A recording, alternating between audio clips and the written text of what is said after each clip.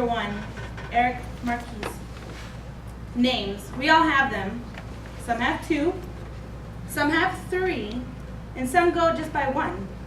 But how many people know the history and the meanings of their name? Today, Eric will tell you all about his name. All 3 of them. Please welcome Eric.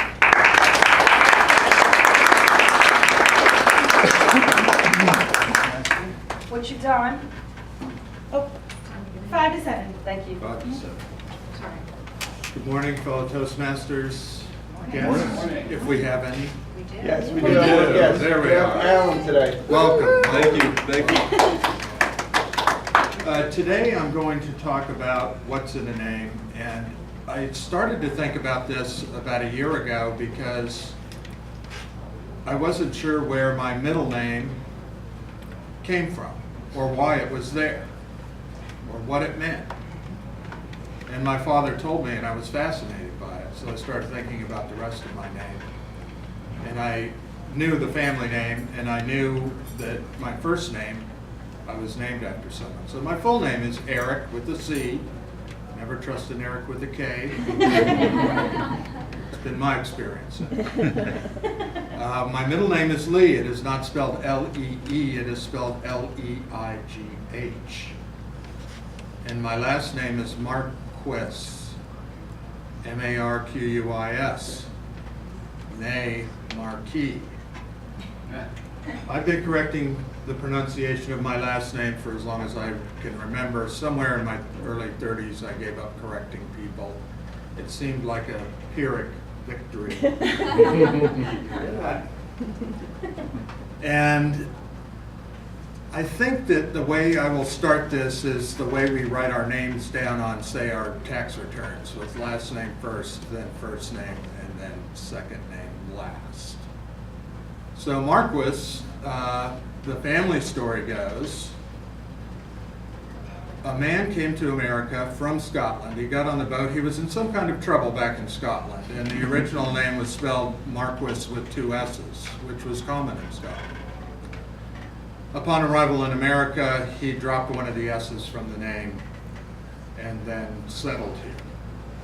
It becomes a little bit hazy after that, but the origin of the name Marquis is French, and it is Marquis, which is above an earl and below a duke.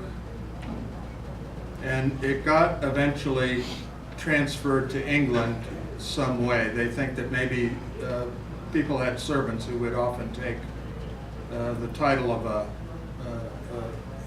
royal's name as their last name. Used to be that there weren't a lot of marquises in America. And I would often go years without seeing my last name. Now you see him all the time, including a baseball pitcher, Jason Marquis, who I used to tell people, yeah, that's my cousin. He pitched for the St. Louis Cardinals and then bounced around a little bit, and I don't think he's playing anymore.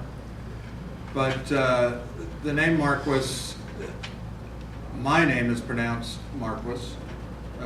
That's the English pronunciation. Think Marquis of Queensberry, the guy who invented the rules of boxing. Now my first name is Eric. Another Eric here too. Eric, do you know the meaning of the name Eric? No. There you go. Good example right there, right? Okay, well, Eric means ever ruler. Always ruling. It also means strong. Yes. My parents named me after Eric Sevareid. Eric Sevareid was a pretty famous CBS newscaster. I was born in 1956. He wrote a book called Not So Wild a Dream. My parents both read it, loved it, said, if we have a son, we're naming him Eric. They had a son. Here I am. And there's a little side story to this. I was standing on the corner of 19th and M Street in Washington, D.C. one afternoon, waiting for the light to change, and I turned and looked to my right, and who was standing next to me? Eric Sevareid. About 2 blocks down the street, down M Street, was the CBS Washington, D.C. news headquarters, and evidently he was heading that way. So I never wanted to miss an opportunity to make a fool out of myself. I said, well, this chance isn't going to happen again. So I said, Mr. Severide, how are you? And he looked over at me and said, I'm fine. He's kind of an imposing guy. And I told him the story. I said, my parents read your book in 1956, so if they had a son, they'd name him after you, and my name's Eric. And he got kind of a glint in his eye, and he looked at me for a second, squinting, and he said, well, if I ever do anything to embarrass you, you have my permission to change your name. My middle name is Lee. Now, Lee is an English name. It can be spelled Lee or L-E-I-G-H. L-E-I-G-H is more commonly the female pronunciation.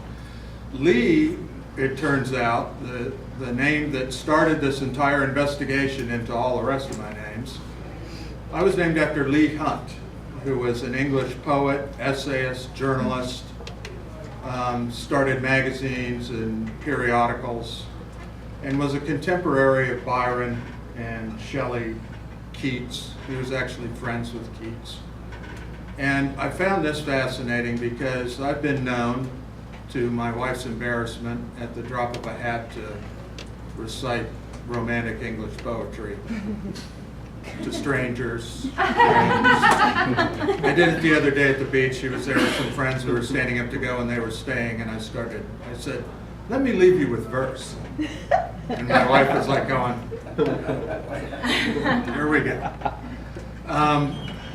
But I do want to leave you with this, and this is a small poem of Leigh Hunt's, and it's called Jenny Kissed Me.